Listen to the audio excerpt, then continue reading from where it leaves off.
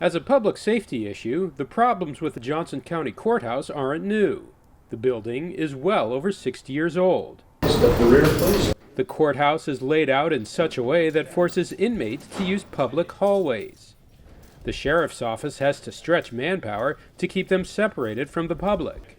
And when a defendant is free on bail, there's even more of a chance they'll encounter their victim in the hall. Based on the current configuration of the courthouse, we cannot prevent that from happening. And it's unfortunate because it's intimidating to those individuals. The layout of the courthouse also doesn't allow for secured waiting areas for victims. That's something this crime victim could have used. She describes a close encounter in the hall with her attacker. It's completely uncomfortable, it's scary, it's not anything you want to go through, especially after everything you've already gone through, and being nervous of them walking by you is just awful. It's awful. In some cases, violent offenders wait in rooms like this, just a few feet away from where the jury decides their fate. The defendant comes out of here, and the jury comes out of here.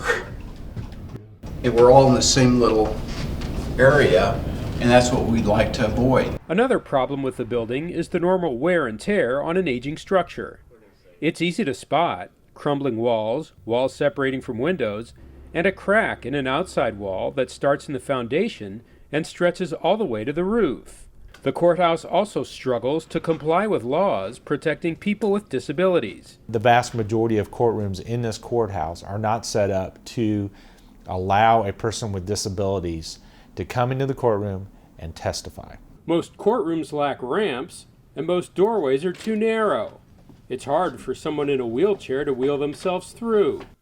As part of a public safety initiative, county leaders are also proposing a new coroner facility. Right now, investigations of suspicious deaths in Johnson County take place in Wyandotte County, at this privately owned lab. Johnson County investigators can't obtain and process DNA and trace evidence here. We do not have a facility that is designed to take full advantage of 21st century forensic science. If a new courthouse isn't built, expanding, renovating, and updating the existing courthouse would be much more expensive, $216 million versus $182, and the cost of maintaining the aging infrastructure would keep piling up. Accessibility would improve but remain very limited. Inmates would still be moving in public areas, and it would cost $155 million more to maintain than a new one. To truly make the facility ADA accessible, you're ripping out walls, gutting out floors. These are the public safety issues Johnson County voters will have to weigh. For Johnson County government, I'm Eric Schultz.